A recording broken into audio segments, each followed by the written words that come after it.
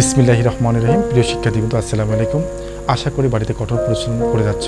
তোমাকে কঠোর পরিশ্রম করতে হবে। কেন করতে হবে? আমাকে যদি বলা হয় যে স্যার, পৃথিবীর অন্যতম মূল্যবান সম্পদ কী, আমি এক কথায় বলবো, পৃথিবীর মূল্যবান সম্পদ হচ্ছে সময়। আমাদের সমাজে যে ব্যক্তি এই সময়কে যত বেশি কাজে লাগাতে পেরেছে, সে তত বেশি উন্নত করেছে। তোমার এখন সময় হচ্ছে পড়াশোনা করা।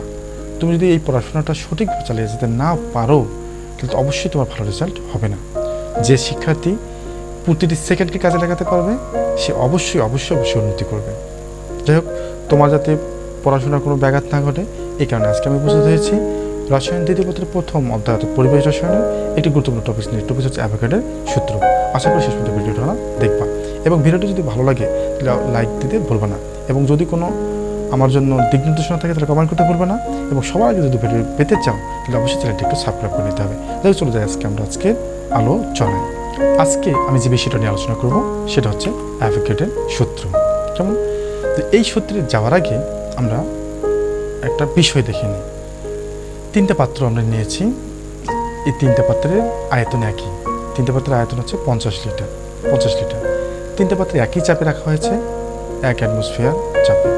3টে পাত্রের তাপমাত্রাও একই, এবং এটাতে রাখা হয়েছে কার্বন ডাইঅক্সাইড গ্যাস, এটাতে রাখা হয়েছে অক্সিজেন গ্যাস, এটাতে রাখা হয়েছে নাইট্রোজেন গ্যাস। এখন কথা হলো যে তোমাকে যদি বলা হয় যে ধরো এখানে কার্বন ডাইঅক্সাইডের অনুসংখ্যা 100টি, তো তুমি কি বলবা? এখন তোমাকে যদি বলা হয় যে এখানে কতগুলো অক্সিজেন অণু আছে, যেহেতু পাত্রের আয়তন একই, চাপ একই, তাপমাত্রা একই, তুমি বলবা যে কার্বন ডাইঅক্সাইড এর অণুর আকার বড়, অক্সিজেনের আকার ছোট। তাই এখানে যদি 100টা অণু থাকে তাহলে অবশ্যই স্যার এখানে 100টা অণুর চেয়ে বেশি অণু আছে। তখন যদি বলা যায় এক্ষেত্রে তো পাত্রের আয়তন এবং চাপ এবং তাপমাত্রা একই, এখানে নাইট্রোজেন অনুসংখ্যা কত হবে? তুমি হয়তো বলতে পারো যে স্যার, অক্সিজেনের তুলনায় নাইট্রোজেনের আকার তো আরও ছোটো, তাহলে এখানে নাইট্রোজেনের অনুসংখ্যা অবশ্যই এর তুলনায় বেশি হবে। অর্থাৎ এখানে যদি থাকে 100টি, এখানে 105টি, এখানে থাকবে 120টি। এটা বলতে পারো তুমি। কেন? আসলে আমরা যে কেউ বলবো, যেহেতু 3টি পাত্রের আয়তন একই, তাপমাত্রা একই, চাপ একই, তাই এখানে কার্বন ডাইঅক্সাইড অনুসংখ্যা যত থাকবে, কার্বন ডাইঅক্সাইড এর যে ছোট, অক্সিজেন এখানে তার চেয়ে বেশি থাকবে। অক্সিজেন অপেক্ষা আকারে ছোট নাইট্রোজেনের অনুসংখ্যা এখানে আরও বেশি থাকবে। কিন্তু আসলে এই বিষয়টি একেবারেই সঠিক নয়। বিজ্ঞানী অ্যাভোগাড্রো প্রমাণ করে দিয়েছে যে একই তাপমাত্রা ও চাপে সমান আয়তনের পাত্রে বিভিন্ন গ্যাস রাখলেও তাদের অনুসংখ্যা একই থাকবে। অর্থাৎ এখানে যদি থাকে 100টি অণু, এখানেও থাকবে 100টি অণু, এখানেও থাকবে 100টি অণু। এখানে যদি থাকে n মোল গ্যাস, এখানেও থাকবে n মোল গ্যাস, এখানেও থাকবে n মোল গ্যাস। তাহলে আমরা অ্যাভোগাড্রোর সূত্রটি একটু দেখে নিই। অ্যাভোগাড্রোর সূত্রটি হলো যে স্থির তাপমাত্রা ও চাপে সমান আয়তনের সকল গ্যাসে সমান সংখ্যক অণু থাকবে। অর্থাৎ পাত্র যে 3টা ছিল, প্রথম পাত্রে যদি 100টা অণু থাকে, দ্বিতীয় পাত্রে 100টা অণু, তৃতীয় পাত্রে 100টা অণু, যদিও পাত্র 3টাতে আলাদা আলাদা গ্যাস রাখা হয়েছিল। আবার আমরা জানি যে অণুর সংখ্যা মোল সংখ্যার সমানুপাতিক। আবার বলি, অণুর সংখ্যা কিসের সমানুপাতিক? মোল সংখ্যা। তাই আমরা বলতে পারি যে ভি সমানুপাতিক n।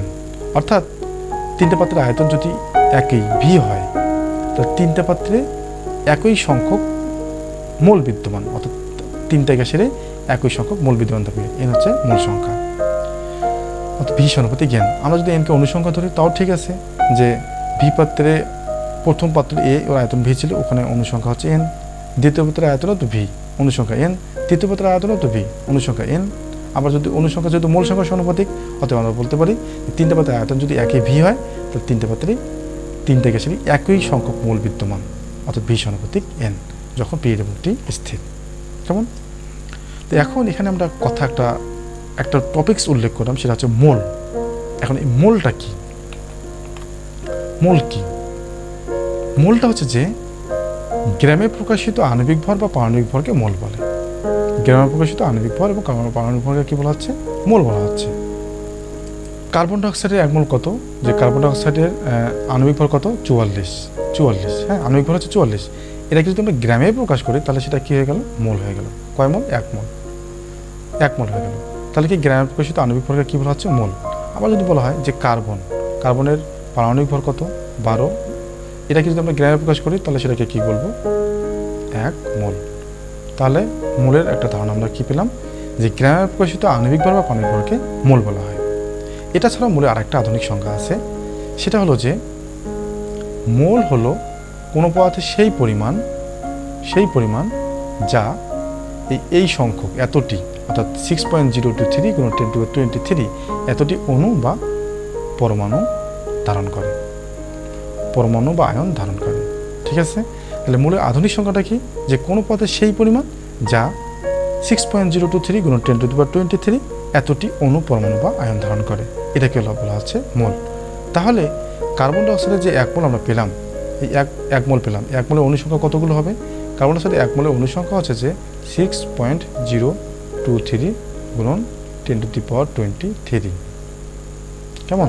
তাহলে কার্বন ডাইঅক্সাইডের 1 মোলের অণু সংখ্যা হচ্ছে 6.023 × 10⁻23।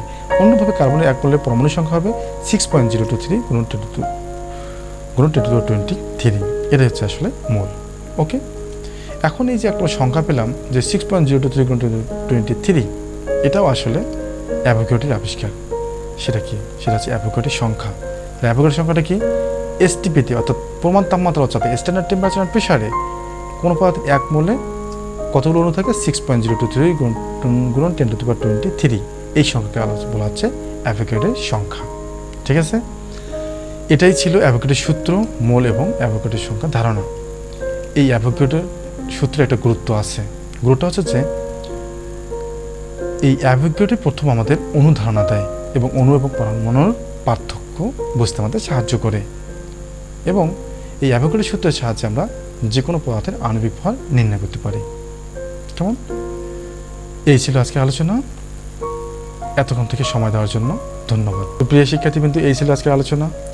আশা করি শেষ পর্যন্ত ভিডিও দেখেছো। যদি না বুঝে থাকো, ভিডিওটা বারবার দেখো, তাহলে অবশ্যই বুঝে ফেলবা। সর্বোপরি বই পড়তে হবে। আগামী ভিডিও দেখার আমন্ত্রণ রইল।